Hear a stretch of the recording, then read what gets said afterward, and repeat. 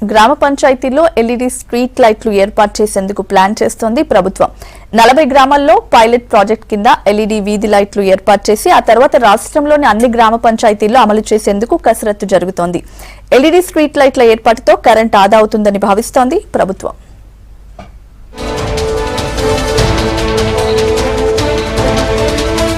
రాష్ట్రంలోని అన్ని గ్రామ పంచాయతీల్లో ఎల్ఈడీ స్ట్రీట్ లైట్లు ఏర్పాటు చేయాలని నిర్ణయం తీసుకుంది ప్రభుత్వం. సెక్రటేరియట్ లో సీఎస్ ఎస్పీ సింగ్, పంచాయతీరాజ్ కమిషనర్ నీతూ ప్రసాద్, కేంద్ర ప్రభుత్వ రంగ సంస్థ energy efficiency services MD Saurabh Kumar తో సమావేశమయ్యారు మంత్రి జూపల్లి. గ్రామ పంచాయతీల్లో ఎల్ఈడీ స్ట్రీట్ లైట్ల ఏర్పాటుపై చర్చించారు. పైలట్ ప్రాజెక్ట్ కింద 40 గ్రామాల్లో ఎల్ఈడీ స్ట్రీట్ లైట్లు ఏర్పాటు చేయాలని నిర్ణయించారు. 6 నెలల్లో లైట్లను ఏర్పాటు చేయాలని ఆదేశించారు మంత్రి జూపల్లి. ఎల్ఈడీ లైట్ల ఏర్పాటుతో కరెంట్ ఆదా అవుతుందని భావిస్తోంది సర్కార్.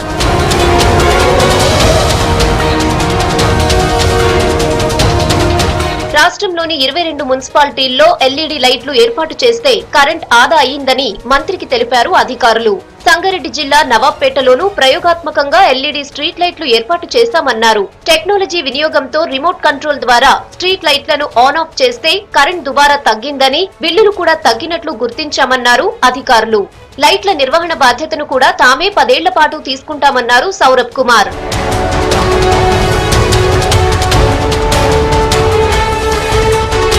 ప్రయోగాత్మకంగా 40 గ్రామాల్లో ఎల్ఈడీ లైట్లను ఏర్పాటు చేసి ఆ తర్వాత రాష్ట్రమంతా ఏర్పాటు చేసే దిశగా చర్యలు తీసుకోవాలని కమిషనర్ నీతూ ప్రసాద్ ను ఆదేశించారు మంత్రి. గ్రామ పంచాయతీ నిధుల్లో ఎక్కువ భాగం మంచినీటి సరఫరా, కరెంట్ బిల్లుల చెల్లింపునకే పోతున్నాయని, వీటిని తగ్గిస్తే పంచాయతీలపై భారం తగ్గుతుందన్నారు మంత్రి జూపల్లి. ఎల్ఈడీ బల్బుల వినియోగంతో కరెంట్ బిల్లులు తగ్గించేందుకు ఉన్న అవకాశాలను పరిశీలించాలని అధికారులను ఆదేశించారు.